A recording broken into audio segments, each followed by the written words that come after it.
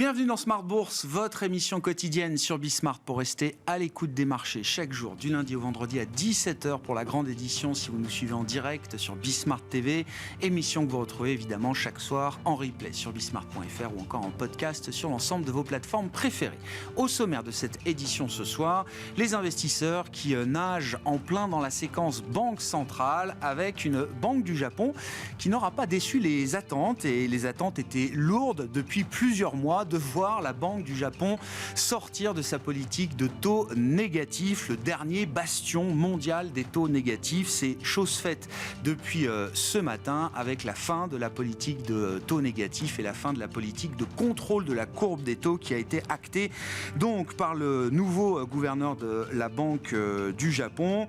Un mouvement qui s'est fait en douceur. Le marché était, semble-t-il, bien préparé à ces annonces. On a même vu d'ailleurs le yen baisser sur les annonces de la Banque du Japon et le Nikkei franchir à nouveau la barre des 40 000 points au-delà de son record de décembre 1989. Le Japon sera à la une de notre émission dans quelques instants, alors que la séquence Banque centrale va se poursuivre avec la Réserve fédérale américaine et sa communication qui est attendue demain soir par les marchés. Un des enjeux sera de savoir si Jérôme Powell et les membres du comité de politique monétaire de la Fed auront gagné ou non en confiance par rapport à la précédente réunion, confiance dans l'idée que l'inflation reste en bonne voie pour revenir à la cible des 2% dans un délai raisonnable. Le marché sera évidemment attentif aux projections de taux qui sont formalisées chaque trimestre par les banquiers centraux américains. Le dernier dot plot date de décembre et la trajectoire médiane du dot plot signalait 3 baisses de taux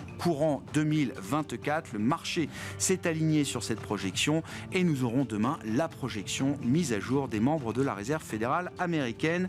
Discussion sur ces sujets et sur les sujets de marché du moment avec nos invités de Planète Marché dans quelques instants. Et puis dans le dernier quart d'heure de Smart Bourse, le quart d'heure thématique, nous évoquerons la saison des assemblées générales qui se prépare et qui s'ouvrira dans quelques semaines. Et c'est le directeur de l'engagement et de la politique de vote de BNP Paribas Asset Management, Michael Herskovich, qui sera avec nous en plateau à partir de 17h45.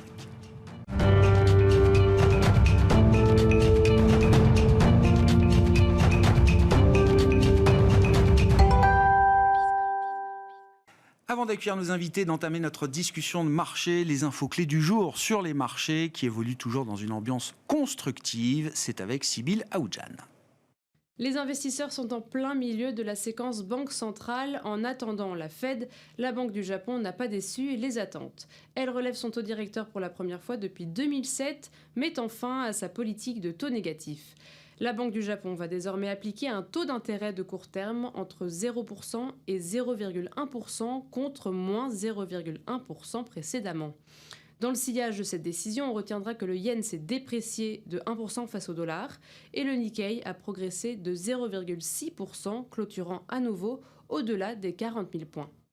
L'ambiance reste positive avec un CAC 40 en hausse d'environ 0,3% au cours de la séance et reste dans l'attente face aux annonces de la Fed qui auront lieu demain. En Europe, le moral des investisseurs allemands s'améliore. L'indicateur ZOO, qui mesure leur confiance, est en hausse pour la 8e fois consécutive. Il s'établit à 31,7 points en mars, son plus haut niveau depuis un an. Selon les explications du président du ZOO, plus de 80% des personnes interrogées s'attendent à ce que la BCE réduise ses taux d'intérêt au cours des 6 prochains mois. Côté valeur, Atos plonge de plus de 20% au cours de la journée, au plus bas historique pour l'entreprise. Cela fait suite à l'annonce d'Airbus qui ne rachètera pas les activités Big Data and Security, BDS, de l'entreprise des services informatiques. En revanche, la prudence d'Airbus fait progresser le titre de l'avionneur d'environ 2%. La valeur bénéficie également d'une recommandation de la Royal Bank of Canada relevée à surperformance. Côté Wall Street, la bourse de New York évolue en ordre dispersé, également dans l'attente des annonces de la Fed. Les principaux indices cèdent du terrain, surtout les valeurs technologiques. À noter qu'NVIDIA cède environ 3% après avoir développé sa nouvelle puce d'intelligence artificielle Blackwell B200. Demain auront donc lieu les annonces de la Fed. Le Royaume-Uni dévoilera aussi son indice des prix à la consommation pour le mois de février. Tendance, mon ami, chaque soir en ouverture de Smart Bourse, les infos clés du jour sur les marchés avec Sybille Aoudjan qui nous accompagne aujourd'hui dans Smart Bourse sur Bismart.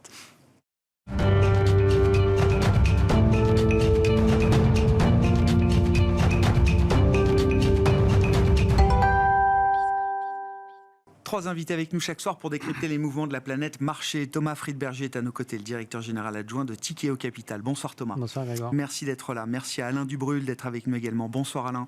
Bonsoir Grégoire. Vous êtes directeur de la gestion de Claresco et Christian Parizeau, économiste et président de l'Altair Economics qui nous accompagne également. Bonsoir Christian. Bonsoir. Ravi de vous retrouver. Pour toute une génération d'investisseurs, c'était quelque chose qui paraissait impossible. Il y a peut-être encore 12, 18, 24 mois de cela, voir la Banque du Japon régler sa politique monétaire dans un sens différent, c'est-à-dire pas celui de l'accommodation permanente et toujours plus importante, mais un ajustement qui permet à la Banque du Japon de sortir, symboliquement en tout cas, de sa politique de taux négatifs et de sa politique de contrôle des taux. Quels commentaires ça vous inspire, Christian? Bon, déjà, les mouvements de marché ont été tout à fait raisonnables autour de ces annonces. Le terrain, semble-t-il, était bien préparé.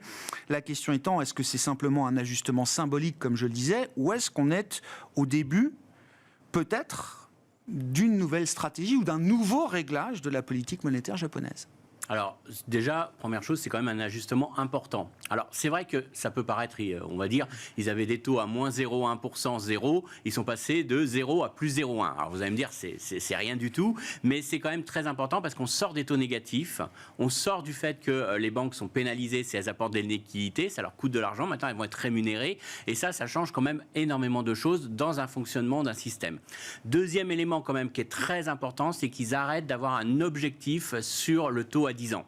Ça, c'était important, puisqu'à un moment donné, le marché ne fonctionnait plus. À partir du moment qu'une banque centrale vous dit le taux à 10 ans, il doit être à tel niveau, j'achèterai autant ce qui est nécessaire pour que le taux à 10 ans soit à ce niveau-là, ou je vendrai, quoi qu'il arrive. Donc, il n'y a plus de marché. Et ils ont tué en grande partie leur marché obligataire. D'où l'énorme prudence que l'on voit aujourd'hui au niveau du gouverneur de la BOJ qui dit, attention, là, on a passé une étape très importante. Ça peut paraître anecdotique, mais juste pour vous donner une idée, il faut de nouveau avoir des courtiers qui vont traiter la dette. Il faut de nouveau avoir des échanges sur ces marchés, puisque vous aviez tué l'État japonais, il se finançait directement auprès de la Banque centrale qui prenait l'essentiel des émissions. Donc rien que ça, c'est quand même un énorme pas parce qu'on revient à des choses... Il y a tout un pan de l'écosystème financier à reconstruire. Voilà, il y a quand même tout un système à remettre en place. Et d'ailleurs, on le sentait pas très à l'aise. On le sent que voilà, ils l'ont fait prudemment. Ils ont bien souligné qu'ils achèteraient autant que par le passé de dettes japonaises. Donc ils veulent vraiment marquer. On est prêt. S'il y a le moindre dérapage, on agira massivement. Donc ils vont remettre un peu le mécanisme de marché, mais on voit que c'est quand même important et c'est pas facile de sortir de ces politiques non conventionnelles. Et ça, c'est un grand enseignement que doivent prendre tous les banquiers centraux, à mon avis. Les taux négatifs, tout ce qui est objectif sur la courbe des taux, déformation de la courbe des taux, c'est très difficile de revenir en arrière et c'est très coûteux de revenir en arrière aussi. Donc, et de ce point de vue-là, c'est une leçon mondiale. Il y aura personne n'a envie de retourner à l'époque des taux d'intérêt nuls, voire négatifs. Jamais. Non, bien sûr, mais je pense que ça c'est quand même... Si l'avenir permet d'éviter de retourner à ce genre de politique monétaire, tout le monde sera content. Je pense que ça, c'est le premier enseignement qu'on pourrait après. Après, il y a aussi l'aspect aussi que pourquoi aussi acheter des ETF actions quand vous avez l'indice Nikkei qui est au plus haut? Ça devenait quand même un petit peu risible aussi, cet élément-là. Je vous rappelle que la Banque centrale du Japon est le premier émetteur d'ETF du monde. C'est pour vous montrer. Détenteurs d'ETF. Voilà, donc pour vous donner juste l'idée, parce qu'ils fabriquent eux-mêmes leurs ETF c'était même le premier ETF provider du monde, si vous prenez. Donc ça vous donne un peu l'impact qu'elle avait. Donc ça, c'est quand même des choses qui sont plutôt positives. Alors, deuxième question, est-ce qu'on va plus loin? Et là, on les sent quand même assez prudents, parce que j'ai le sentiment qu'ils ont vraiment dit, là, on a une fenêtre. On a une fenêtre qui s'ouvre, on a l'inflation qui est restée quand même relativement résiliente, même si elle a tendance un petit peu à se calmer. Comme dans... Ça fait 12-18 mois qu'il y a plus de 2% d'inflation au Japon, c'est ça, plus d'un an. Donc, ça montrait qu'ils pouvaient commencer à faire quelque chose. Ils ont eu le retour que les entreprises ont plutôt fait des hausses de salaire importantes. Alors, en moyenne, c'est autour de 5,30, mais bon, globalement, on est sur des hausses de salaire qui sont suffisamment fortes pour redonner du pouvoir d'achat aux ménages et finalement, ça a peut-être stimulé un peu la consommation. Donc, ils se disent, on peut un peu normaliser à un moment où les ménages japonais vont avoir du pouvoir d'achat. Donc ça intervient au bon moment quand même. Et donc finalement, on sent qu'ils ont pris un peu cette porte pour monter les taux. Moi, personnellement, alors, ça n'engage que moi, j'ai le sentiment qu'ils n'iront pas beaucoup plus loin. Et on le sent mais très pas prudent. beaucoup, ça ne veut pas dire qu'ils s'arrêteront là. Je sais même pas. D'accord. On verra, parce qu'il dit quand même à un moment donné, il faut quand même que l'inflation donne des bons signes dans les prochains mois. En gros, faut qu'on soit sûr que l'inflation se maintient. Et comme on est quand même sur les derniers chiffres plutôt sur un ralentissement de l'inflation, il voudrait plutôt une accélération un peu de l'inflation pour être certain qu'ils poursuivent derrière. Donc je pense que déjà ils vont faire une longue. Alors, ce que je pourrais prévoir, c'est une longue pause pour voir si les marchés refonctionnent normalement et ils réduiront sûrement les achats de titres d'État au fur et à mesure pour laisser de plus en plus les mécanismes de marché se remettre en place. Mais de là à remonter énormément les taux directeurs, je pense qu'il ne faut pas le miser. Et d'ailleurs, je pense que c'est en partie pour ça que les marchés ont bien réagi à ça, que vous avez le yen qui s'est déprécié, que vous avez la bourse, l'indice Nikkei qui s'est apprécié. Alors, c'était attendu, il n'y a pas eu de surprise, donc on peut dire il n'y a pas eu d'effet négatif parce qu'il n'y a pas eu de plus ce qui était annoncé dans le journal Nikkei de samedi. Donc ça, je dirais que c'est la bonne surprise, mais c'est peut-être aussi dans l'idée que ça y est, on a tourné la page et qu'il n'y aura pas forcément beaucoup plus derrière. Et moi, je perçois plutôt la bonne tenue de l'indice Nikkei plutôt dans cette idée-là. Il a dit, c'est un indicateur qui veut le regarder, c'est comment évolue le risque de surprise à la hausse sur l'inflation dans les projections qui sont faites par les équipes de la Bank of Japan. Voilà, c'est quand même très fin comme. Voilà, c'est-à-dire que on continuera, mais s'il y a la quadrature du cercle et si toutes les planètes sont bien alignées, bon, on le fera. Ouais. Mais il faut vraiment que tout soit bien aligné, quoi. C'est un peu ce qui ressort. Qu'est-ce que ça vous inspire là ? Alors oui, le Japon, c'est loin. Oui, le Japon, c'est un marché particulier, c'est un cas d'investissement particulier. Mais moi, de mes 15 ans de suivi de marché, j'ai jamais autant parlé du marché japonais que depuis un an maintenant. C'est quand même un marché que beaucoup découvrent ou d'autres redécouvrent aujourd'hui. Ce qui est intéressant, effectivement, c'était quand même le marché qui avait testé les taux négatifs bien avant l'Europe et pour une durée beaucoup plus longue. Il faut quand même rappeler pourquoi, parce que c'est un pays qui a un vieillissement de la population qui est malheureusement beaucoup plus avancé que chez nous et où il y a toujours eu un problème sur la croissance. Et une sorte de déflation structurelle, un peu liée au fait aussi que les ménages financent sans rechigner le déficit budgétaire, donc ils ont des taux de déficit, enfin de dette sur PIB. Oui, à plus de 200 points. Oui. De toute façon, en cash flow, comme de toute façon les gens réinvestissent en permanence, l'État n'est pas très stressé. Mais pour autant, je pense qu'il maintenait les taux très faibles. En fait, c'était tout simplement cette déflation un peu structurelle. Et alors, je suis d'accord que le rebond d'inflation qu'on a eu récemment est probablement peut-être lié au post-Covid, enfin des éléments probablement qui n'ont peut-être pas duré, mais c'était certainement une bonne opportunité pour la Banque du Japon de se casser un petit peu cette spirale, revenir un peu à des taux positifs, profitant d'une inflation qu'on n'avait pas vue depuis peut-être 30 ans au Japon. Et qui, en fait, c'est ça qui bloquait, bloquait les taux. Donc, c'est pas une mauvaise chose qu'on essaie de revenir à un territoire plus normal. Mais pour autant, ça ne veut pas dire que la croissance au Japon va être phénoménale parce que je pense que les éléments démographiques pèsent de toute façon. Est-ce que c'est le genre d'événement qui peut avoir un impact sur l'ensemble des marchés et les flux financiers globaux ? C'était une crainte, je me souviens, ça fait déjà plus d'un an qu'on parle d'une sortie possible des taux négatifs au Japon et les premiers commentaires ou les premières réactions, c'était de dire « Ouh là là, attention, il y a tellement de positions de carry accumulées et puis les Japonais achètent notre dette, etc. Qu'est-ce qui va se passer s'ils se remettent à acheter, de leur dette avec des taux d'intérêt positifs ?» Dans les années 80, quand les États-Unis montaient leurs taux, on avait peur que les émergents tout d'un coup flanchent. Bon, il y a historiquement effectivement eu du carry entre le Japon et les États-Unis. Je ne mesure pas exactement les quantités, je pense que vous êtes plus à même là-dessus. Mais sont les premiers détenteurs de la dette américaine.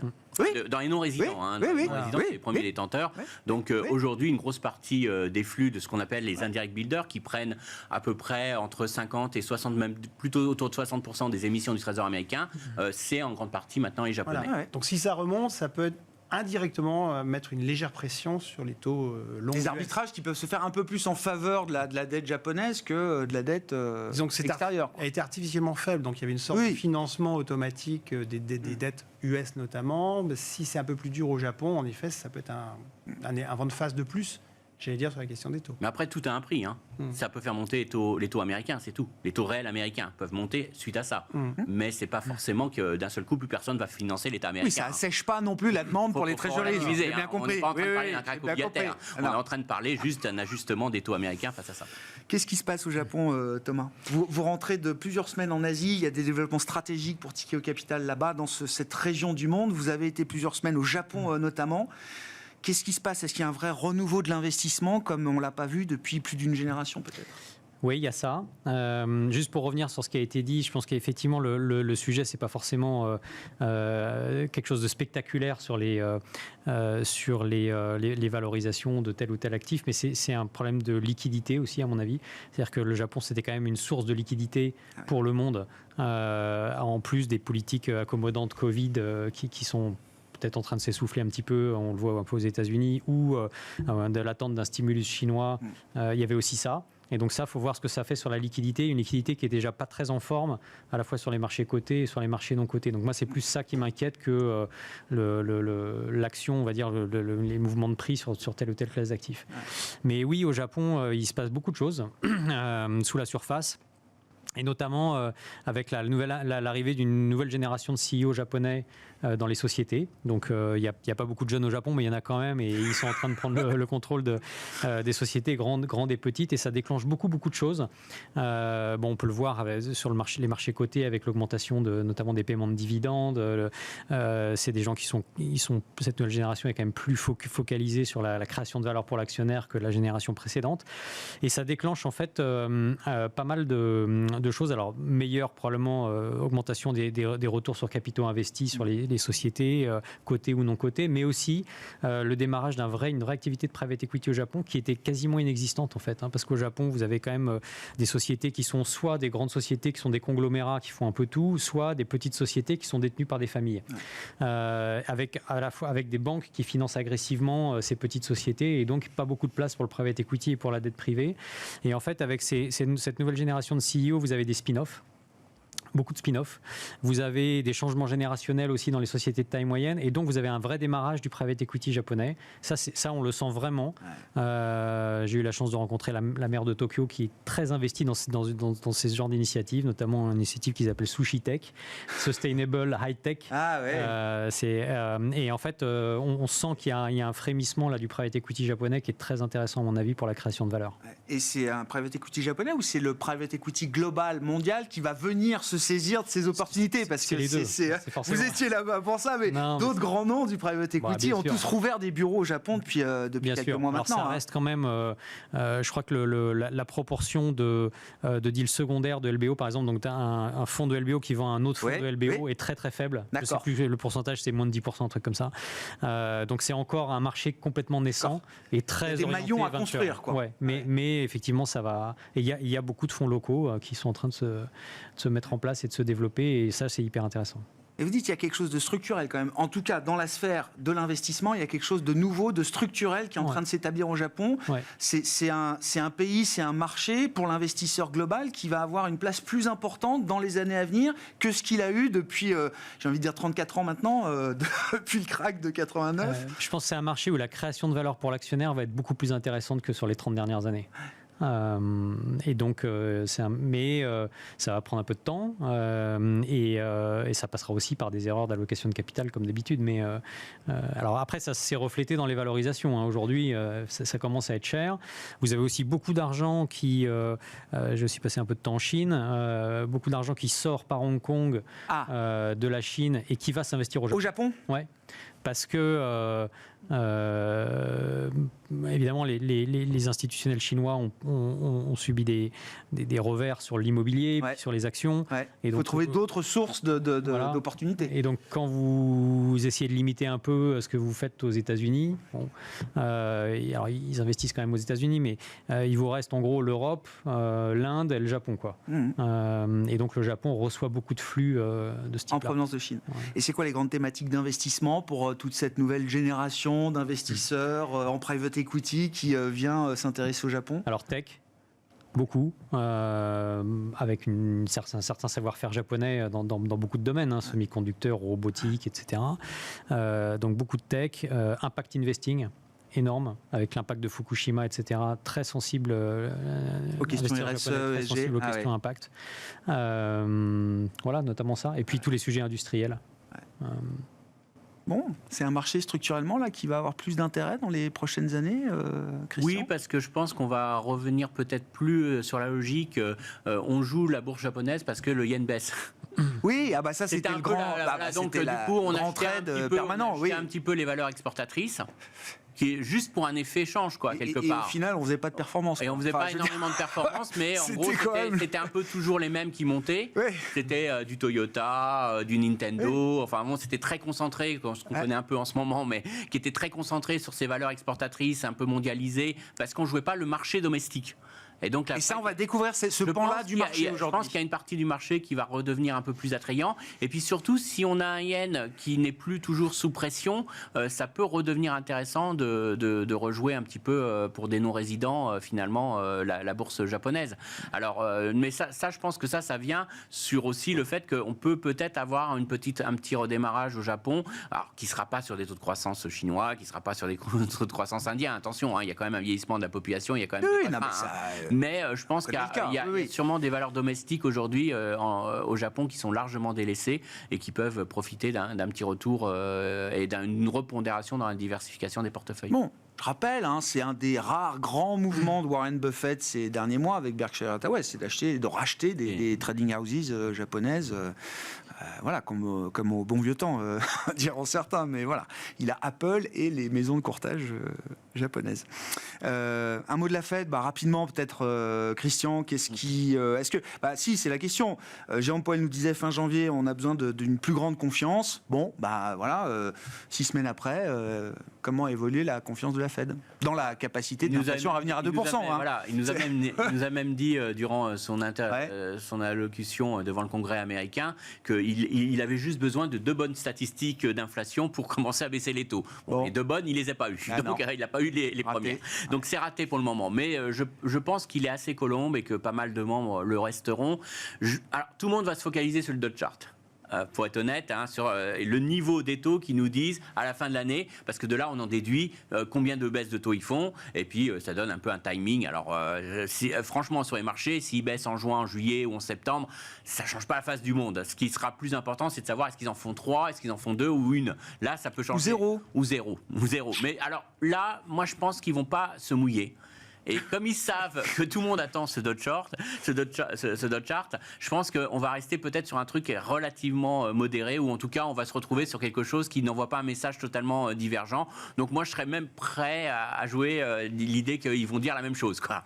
Parce que c'est pas le moment. Je me souviens que le dernier dot plot ou dot chart, comme vous dites, de décembre, 13-14 décembre, a été fait parfois en dernière minute par des banquiers centraux. Il l'avait raconté Powell en disant que les prix à la production étaient sortis juste avant, ils entrent dans la composition du PCE, il y avait une vraie surprise à la baisse sur le PPI, et donc les banquiers centraux pouvaient anticiper que le PCE allait être beaucoup plus bas que ce qu'ils imaginaient pour le mois de novembre en l'occurrence, et donc certains avaient modifié leurs points jusqu'à la dernière minute dans le FOMC de décembre. Après, on verra. Voilà, tout le monde y accorde d'importance, mais je pense qu'en ce moment, ils n'ont pas intérêt à changer les anticipations en termes de timing.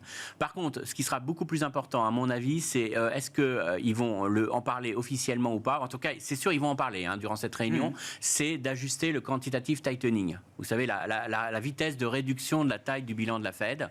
Il y a eu un discours important du vice-président de la Fed qui nous a dit que pour lui, il fallait faire des modifications assez importantes. Alors, je ne rentre pas dans le détail, mais acheter plus du court terme, réduire beaucoup plus, être beaucoup plus flexible. Mais ça joue quand même pas mal sur la liquidité.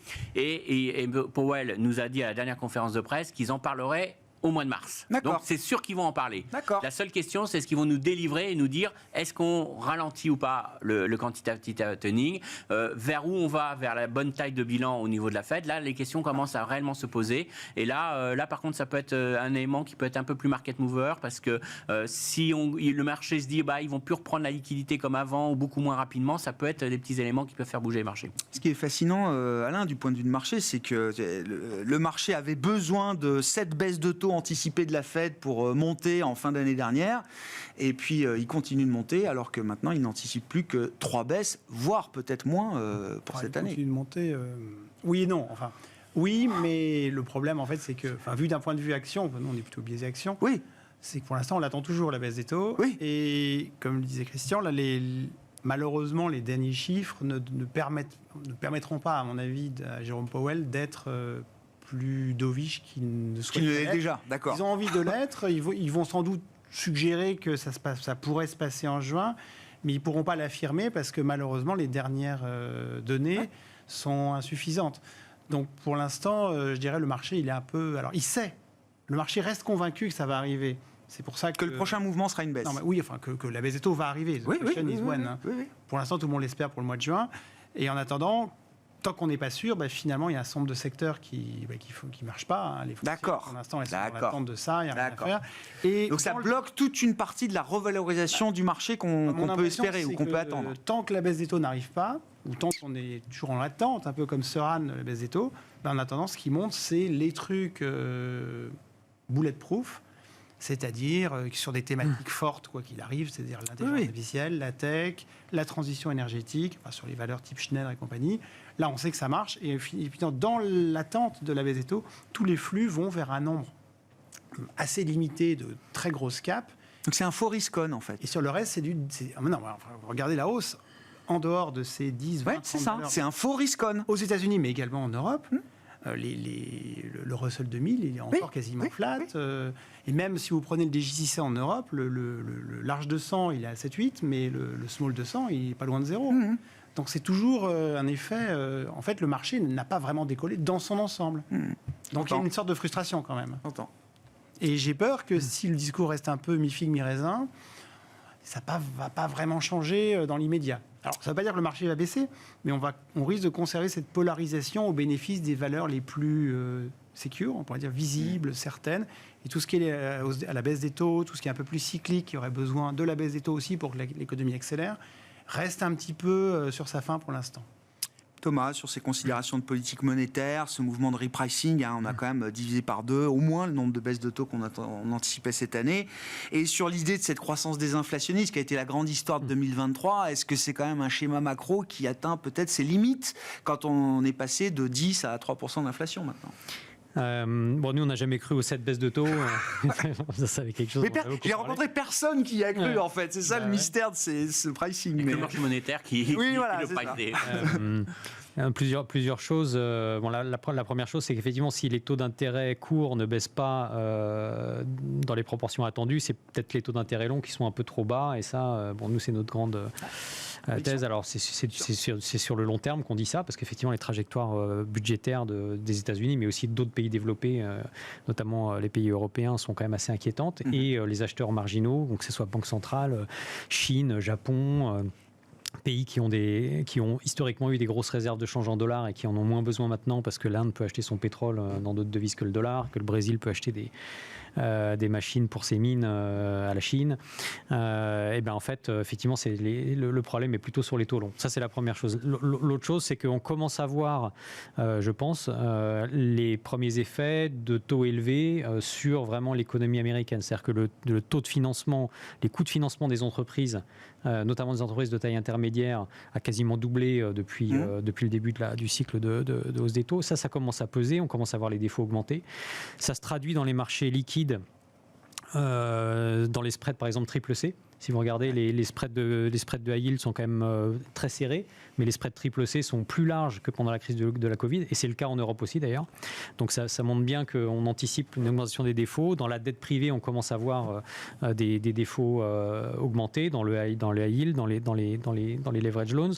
Les particuliers aussi, on commence à voir les premiers signes d'essoufflement parce que le financement est plus cher. Et donc ça commence à avoir un impact sur les entreprises, sur la consommation, sur les marges petites, mais ça commence. Mais c'est un mouvement qui est amené à se diffuser selon vous, qui nécessitera peut-être d'ailleurs un coupe-circuit à un moment du point de vue de la Fed. Est-ce que c'est un peu l'idée qu'il faut avoir ? Parce que vous dites les défauts ont augmenté sur le triple C, mais effectivement, sur le high yield, ça ne s'est pas du tout ressenti. Il n'y a pas eu de diffusion de ce stress sur le triple C. Pour l'instant, les entreprises proches du défaut, c'est pas remonté, j'allais dire, sur les autres notations crédit. Pour l'instant, non. Donc pour l'instant, on est encore un peu dans l'euphorie qui est de dire les taux vont quand même baisser, et 2, l'IA va sauver le monde, quoi.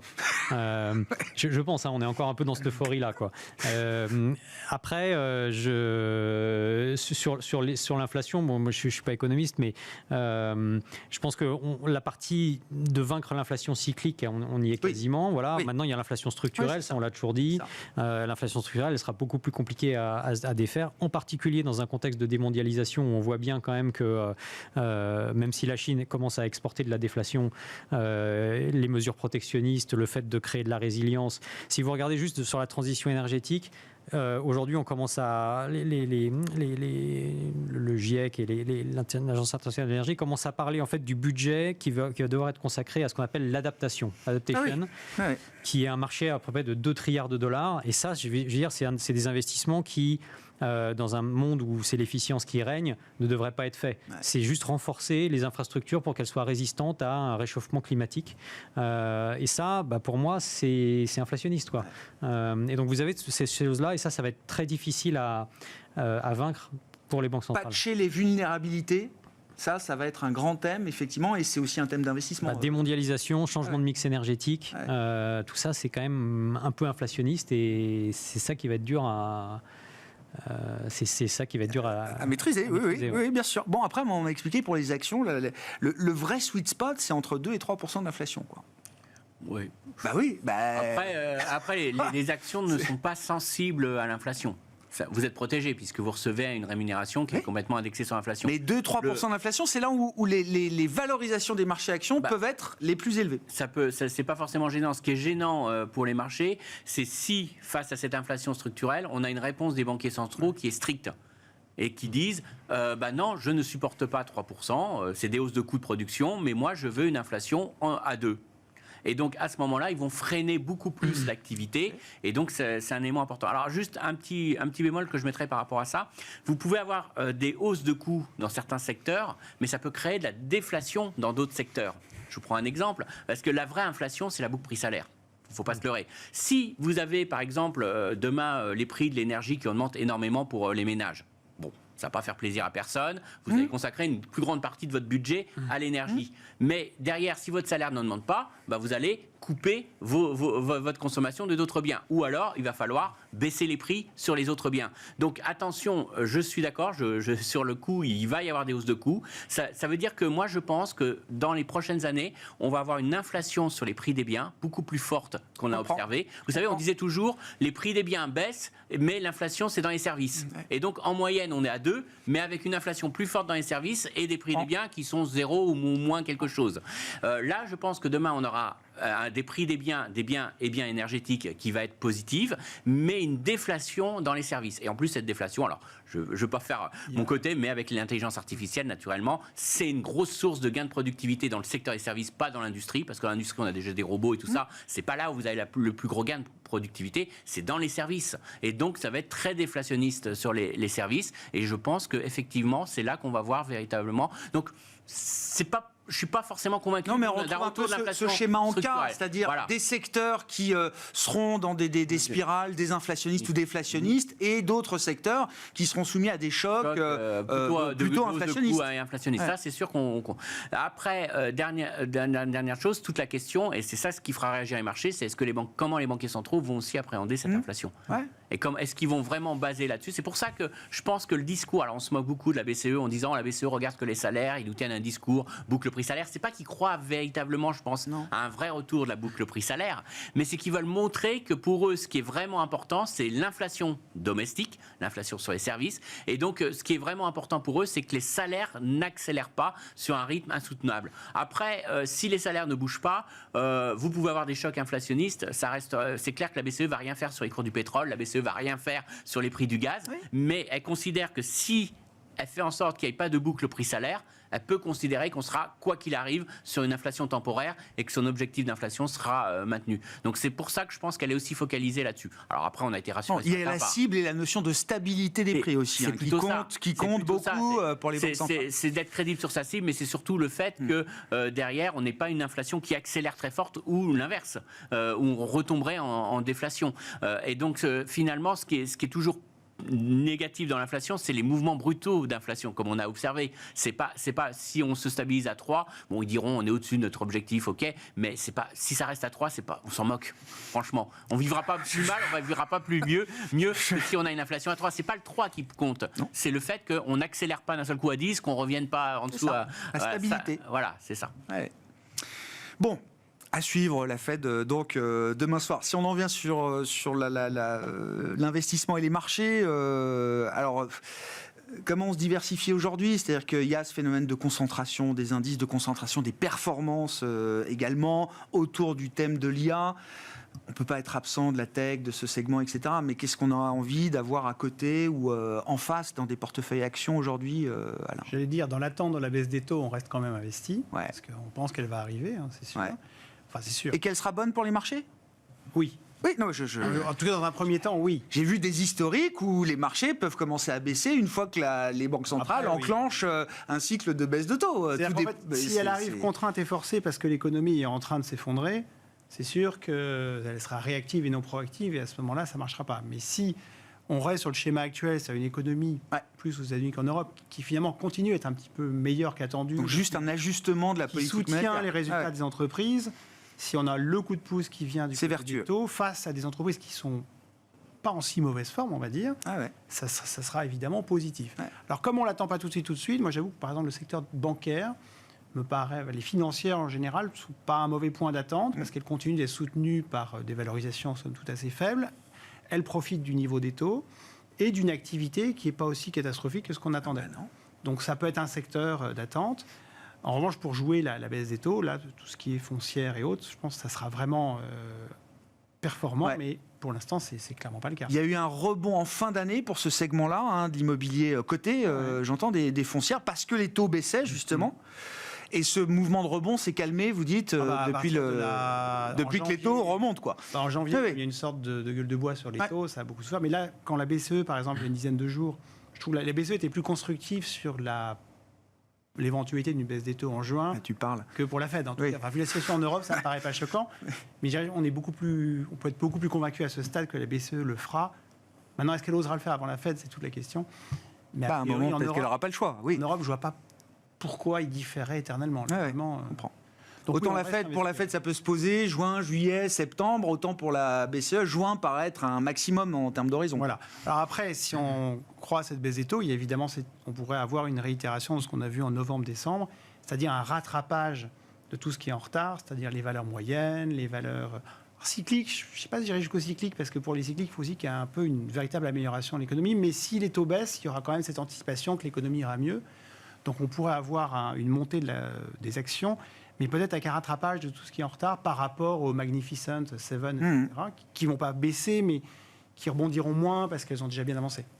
Est-ce qu'on peut imaginer, Thomas, que ce soit un bon moment pour réfléchir un peu en dehors des États-Unis, et y compris pour des investisseurs américains qui sont peut-être au max quand même de ce qu'ils peuvent avoir en termes de position avec le thème de l'IA, Nvidia, etc., et projeter un peu quand même de leurs investissements ailleurs dans le monde? C'est l'enquête mensuelle faite par les équipes de BofA auprès des grands gestionnaires d'actifs dans le monde. C'est voilà, depuis 4 ans, on n'a jamais vu une réallocation aussi forte vers les actions européennes. Et il faut remonter à 2017, je vois, pour voir le mouvement de réallocation vers les actions des pays émergents. Est-ce que c'est le début d'un signal de quelque chose? Et quand on se projette sur l'investissement en actions en Europe, qu'est-ce qui vous paraît intéressant? De toute façon, dans toutes les régions du monde, dans tous les secteurs, l'augmentation de la dispersion est un fait. Et donc, il y a des choses à faire partout, à condition d'être discipliné et sélectif. Et en particulier en Europe, chez Tikehau, on gère 43 milliards d'actifs, 80% investis en Europe, donc on est des investisseurs très focalisés sur l'Europe. Et vous collectez l'épargne dans le monde pour l'investir en grande partie en Europe. Aujourd'hui, on investit beaucoup en Europe. Ça changera peut-être à l'avenir, mais pour l'instant, on investit beaucoup en Europe, et notamment sur les thématiques de souveraineté européenne. Et je peux vous dire qu'on arrive au bureau le matin, on est très excité par ce qu'on voit en termes d'opportunités d'investissement. Pourquoi? Parce que vous avez, alors, là on parle des actions, on ne parle pas du crédit, mais sur le crédit, vous avez d'énormes opportunités d'investissement, notamment sur tout ce qui est financement d'entreprise, financement immobilier. Sur les actions, vous avez à la fois des thématiques de recovery, donc là je vous parle plus dans le private equity, on gère un fonds notamment de consolidation du secteur de l'aéronautique pour des industriels et pour l'État français. Ça, c'est un secteur qui était au tapis avec le Covid pour des raisons évidentes. Et donc, on a pu investir sur des valorisations relativement intéressantes, avec aujourd'hui un redémarrage de ce secteur-là, une supply chain européenne qui est beaucoup plus consolidée qu'avant. et donc beaucoup plus résiliente qu'avant, et des valorisations les multiples qui recommencent et donc vous avez un double effet de remontée du business et remontée des multiples. Et puis vous avez aussi des cas de croissance très forte, donc transition énergétique par exemple, ou cybersécurité, où aujourd'hui, si je prends le cas de la transition énergétique, aujourd'hui entre 65 et 95% des supply chains sont contrôlés par la Chine, mais, donc ça c'est le hardware, par contre les apporteurs de solutions dans la transition énergétique, donc les gens qui aident les entreprises à adresser l'efficience énergétique de leurs bâtiments, de leurs process industriels, sont des entreprises européennes. Il y a un vrai leadership européen là-dedans, pour l'instant. Pas parce qu'on est plus malin que tout le monde, mais parce qu'on n'a pas eu le choix. Avec l'arrêt de l'accès au gaz russe, on a dû accélérer là-dessus. Et aujourd'hui, vous avez un écosystème dans lequel on est très actif chez nous, qui est en train de développer une expertise mondiale. Donc vous avez des entreprises européennes qui se développent partout dans le monde. Là, j'ai passé beaucoup de temps en Asie. Je peux vous dire que des entreprises de notre portefeuille aujourd'hui commencent à être très connues en Asie. Bien sûr, elles construisent des voies de chemin de fer, des métros, des infrastructures. Elles adressent l'efficience énergétique des bâtiments, des usines, des choses comme ça, même des immeubles, de bureaux, etc. Et ça, c'est une expertise européenne qui crée beaucoup de valeur économique pour les entreprises européennes. Donc il y a plein de choses à faire en fait en Europe. Ah ouais. Bah oui, non mais alors, moi l'initiative aujourd'hui qui m'a marqué, parce que je me demandais comment l'Europe va profiter de la vague de l'intelligence artificielle, c'est Novo Nordisk, alors, la fondation Novo qui crée un partenariat avec Nvidia évidemment pour développer un supercalculateur au Danemark. Et accélérer la puissance de calcul sur les sujets de santé, sur les sujets de sciences du vivant, sur les sujets de transition écologique. Non mais enfin je trouve qu'on arrive quand même à aller chercher le cœur de l'IA Nvidia pour l'amener en Europe et lui trouver quand même des usages qui vont permettre aussi à des boîtes d'accélérer dans ces domaines-là. Alors, il va y avoir on crée un substrat quand même de quelque chose. Alors, c'est toujours difficile de savoir l'impact économique, mais ce qui est certain, c'est qu'en recherche et développement, il va y avoir un choc intelligence artificielle. Juste pour vous donner une idée, je ne sais pas si vous vous souvenez de cette nouvelle, Microsoft qui a testé toutes les possibilités de batteries, de mélange de technologies qu'on peut utiliser pour faire les batteries. D'accord, et a pu sélectionner, en faisant tourner l'ensemble de ses serveurs mondiaux pendant plus d'une semaine, a pu sélectionner quels étaient les types de composants idéaux aujourd'hui connus pour faire la meilleure batterie du monde. Alors après, on verra si ça peut être industrialisé, il y a tout un passage derrière. Mais je vous laisse imaginer le nombre d'heures de recherche que ça représente, d'avoir testé ça par l'intelligence artificielle. Ouais. Donc, c'est clair que demain, pour faire une voiture virtuelle, pour tout calculer, avec la montée en puissance des capacités de calcul, ça va aller beaucoup plus vite. Donc, on aura forcément une optimisation qui va apporter. Donc ça va être des vrais gains de productivité. C'est pour ça que je parlais plus de gains de productivité. Alors, vous allez me dire, là, c'est dans le cadre de la conception, mais je pense aussi dans beaucoup de secteurs des services. Je pense qu'on va avoir des vrais gains de productivité dans la gestion de la connaissance, dans la gestion de plein de choses. On aura besoin de l'humain, mais on aura des gains de productivité dans tout ça. Donc ça va être une vraie révolution et ça va jouer énormément sur la croissance économique. Mais ça va améliorer la création de valeur dans nos entreprises européennes. Dans certaines entreprises et surtout, ça va forcément, et c'est là peut-être qu'on peut dire, ça va créer clairement un avantage pour les grosses entreprises. Et c'est en ça que le marché n'a pas totalement tort en se concentrant sur les grosses que sur les petites. Parce qu'aujourd'hui, pour une petite entreprise, c'est pas atteignable. C'est-à-dire qu'aujourd'hui, c'est des tels investissements à faire. Avec une ressource humaine qui est rare, parce que pour faire ce type de modèle, il n'y a pas beaucoup de gens compétents. Donc aujourd'hui, très clairement, les grosses entreprises vont être largement favorisées par ça. Ça va faire des vraies barrières à l'entrée. Est-ce que, sans faire mon walk de service, mais l'exemple de Microsoft qui a fait tourner ses serveurs mondiaux pendant une semaine entière pour aboutir justement à la modélisation de la batterie parfaite, est-ce que ça va soulever quand même à un moment la question énergétique de la puissance de calcul qui est exponentielle et qui nécessite, je crois que ChatGPT, c'est 30 000 GPU pour faire fonctionner ChatGPT aujourd'hui dans le monde, quoi. C'est le seul élément. Pour l'instant, on n'en parle pas. On a poussé des cris d'orfraie sur le mining, des cryptos, du Bitcoin, etc. Là, pour l'instant, j'ai pas l'impression que ce soit un sujet qui soit sur le devant de la scène. Là, on revient sur un vrai problème, quelle est la rentabilité de l'IA. Et on revient sur le problème d'Adobe de vendredi. Je ne sais pas si vous avez su, Adobe a quand même un petit peu corrigé en bourse. Oui. Pourquoi ? Parce que Adobe, c'est très bien, ils ont des logiciels avec de l'IA, on va dire c'est un vrai élément pour les photographes, pour tout ce que vous voulez, c'est très bien, c'est une révolution, mais sauf que le jour où le photographe est au chômage, eh ben, il coupe son abonnement à Adobe, et donc on revient à une problématique activité économique.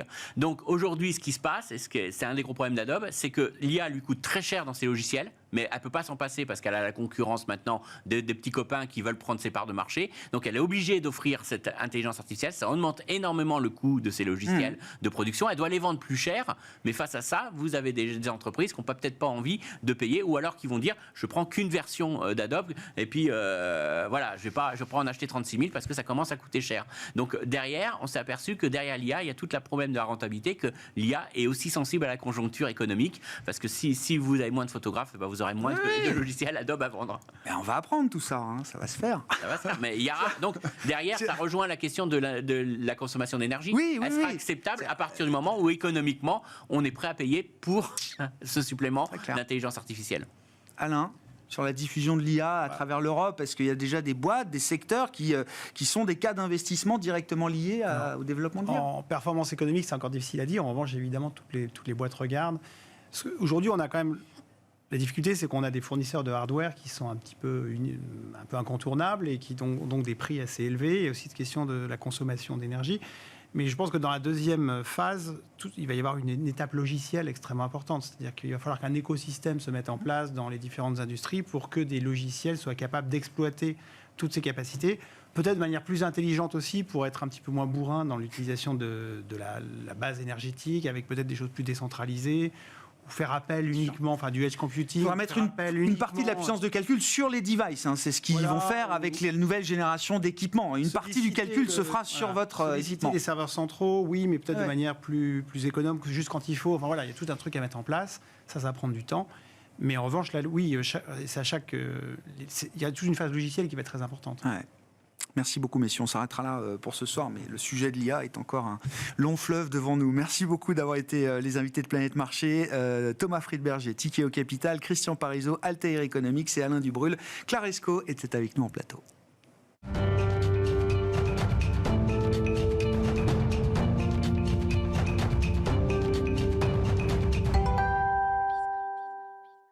Le dernier quart d'heure de Smart Bourse chaque soir, c'est le quart d'heure thématique. Le thème ce soir, c'est celui de l'engagement actionnarial à travers la saison des assemblées générales d'actionnaires 2024 qui va bientôt s'ouvrir dans les prochaines semaines. Nous parlons de ce sujet avec Michael Herskovich, directeur de l'engagement et de la politique de vote chez BNP Paribas Asset Management. Bonsoir Michael. Bonsoir. Merci beaucoup d'être là. Je dis pas de bêtises, hein, dans les prochaines semaines, on aura les premières grandes AG d'entreprise. Hein, oui, c'est ça? Oui, c'est tout à fait ça. Demain, c'est le printemps et le printemps égale saison des assemblées générales. Donc, à travers le monde, en effet, les assemblées générales ont lieu souvent en avril, mai, juin. Donc, on va rentrer vraiment dans la période intense d'activité d'assemblée générale. On avait raconté avec vous comment ça se passe entre deux saisons d'assemblée générale. Quel est le travail justement de l'engagement et du directeur de l'engagement d'un asset manager.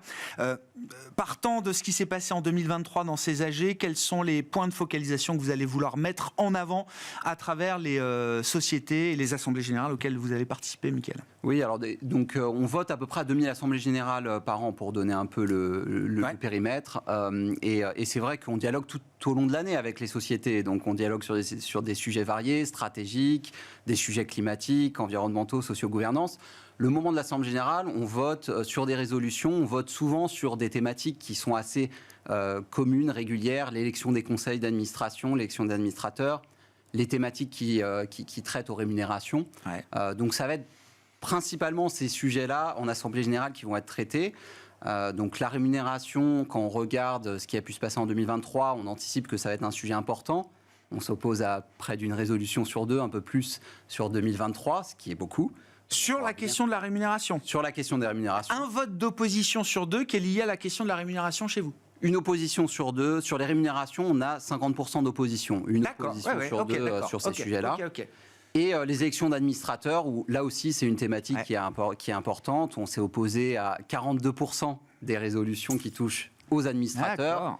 soit pour des questions de stratégie, comme je disais, stratégie climatique, des accords sur l'alignement et la transition, sur des sujets de biodiversité, mais beaucoup aussi sur des questions de composition du Conseil et notamment les questions de diversité. Ah ouais. Mais c'est sur ces deux sujets-là où effectivement il y a le plus de votes d'opposition, c'est ça pour BNP Paribas Asset Management, c'est ça. C'est les deux thématiques. Après, on a des opérations financières. Après, il y a des résolutions plus de routine en général, mais c'est le cœur des assemblées générales. Comment vous abordez la question de la diversité des conseils d'administration aujourd'hui, Michael? Est-ce que ça reste strictement, notamment quand on est dans le périmètre européen, est-ce que ça reste strictement une question de genre, ou est-ce que les critères de diversité aussi évoluent ou peuvent évoluer? Alors, c'est les deux sujets. C'est vrai que la diversité des genres, c'est un sujet qui est important, qui est historique, qui est facile à mesurer. Donc, c'est une donnée qui existe partout dans le monde, où on a un historique important. On a fixé des règles dans notre politique de vote qu'on avait renforcées l'année dernière. Où on demande 35% de femmes au Conseil en Europe, en Amérique du Nord. On voit des chiffres d'évolution de la diversité. 35%, donc ça, c'est votre seuil ça, à vous, c'est notre seuil. D'accord, okay. 20% sur des zones un peu moins matures comme l'Asie. Et ce qu'on voit à travers les chiffres de cette étude qu'on a publiée il y a quelques semaines, c'est que la diversité progresse. Elle progresse partout. Elle n'est pas forcément encore aujourd'hui au niveau qu'on souhaiterait qu'elle soit, mais elle progresse. Plus 2 points par rapport à l'année dernière, plus 4 points par rapport à 2 ans. On est à 29% en moyenne dans le monde. Ça progresse dans toutes les zones, donc c'est plutôt positif. On s'oppose encore un certain nombre de fois parce qu'on a, dans la moitié des cas, on s'est opposé. Les règles de diversité n'étaient pas encore respectées, donc il y a encore du chemin à faire. Mais on voit plutôt une tendance clairement positive et on voit ces chiffres qui sont. L'Europe est parmi les mieux disants. Je vois Australie, Nouvelle-Zélande. Donc en vert, effectivement, c'est le taux moyen des femmes présentes au conseil d'administration dans les sociétés portefeuilles de BNP Paribas Asset Management. Et le reste, c'est le marché. Enfin, c'est le benchmark. C'est ça. Exactement. C'est l'univers d'investissement. Donc forcément, on a un investissement qui est plus biaisé positivement et on a plus de femmes dans les conseils. Et on a en effet des zones européennes, notamment en France, qui est un des pays leaders suite à la loi Copé-Zimmermann et les quotas, mais pas seulement, et des zones qui sont un petit peu plus longues à faire progresser. Est-ce que la diversité de genre amène une diversité plus globale, plus générale dans les conseils d'administration? Alors, en général, oui, et ce qui est très bien, parce que l'objectif d'avoir une diversité plus importante, on voit que les entreprises qui ont une diversité plus importante, elles ont un meilleur processus de décision, elles ont une meilleure performance financière in fine, mais c'est vrai que pour avoir un meilleur processus de décision, il n'y a pas que la diversité des genres, et on souhaite avoir des expertises différentes, des personnes qui ne sortent pas de la même école, qui ont des expériences métiers différentes qui vont être intéressantes pour l'entreprise. Et ce qui est en globalité, les règles sur la diversité, la progression de la diversité des femmes, elle a amené une progression globale de la diversité. Elle a amené des sociétés à réfléchir quelles compétences j'ai besoin au sein de mon conseil, comment je vais la retrouver, et donc de faire progresser cette diversité. Il y a la diversité ethnique qui progresse sur certains marchés, on peut la mesurer, comme les marchés anglais et américains, qui est un sujet extrêmement important, qu'on prend en compte. Mais c'est vrai que ce qui est important, c'est cette diversité dans un sens global, et pas uniquement la diversité des genres. Et la diversité au sens anglo-saxon du terme, ça fait partie aussi de votre univers d'investissement. Enfin, je mets pas les deux en confrontation, mais il y a des bénéfices à retirer aussi de la manière dont les anglo-saxons cultivent la diversité à travers le genre, mais à travers les origines ethniques, culturelles, etc. Ça apporte aussi quelque chose de supplémentaire ? Oui, c'est vrai que c'est un biais qui n'est pas possible en France avec la loi, mais qui est fait différemment, je dirais, parce que la manière dont les conseils... Il y a un contournement d'une certaine manière. En tout cas, une règle, on regarde beaucoup quelle va être la nationalité et s'assurer qu'on n'a pas uniquement sur un conseil d'administration une seule nationalité représentée.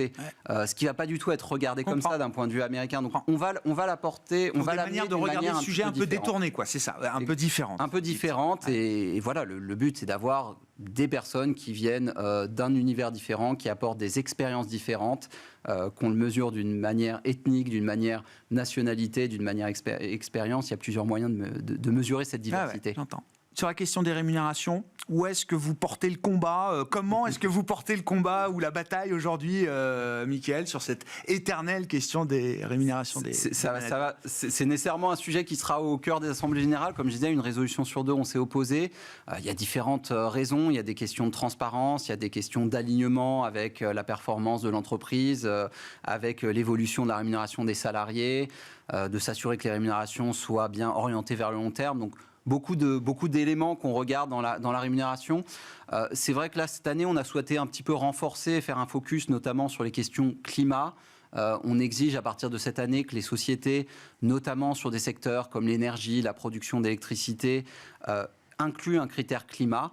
Et cette exigence, elle sera globale dès 2026 pour l'ensemble des secteurs. Ouais. Encore faut-il que ce critère climat, bien sûr, il soit quantifiable, qu'il ait un sens d'un point de vue entreprise, qu'il soit pertinent.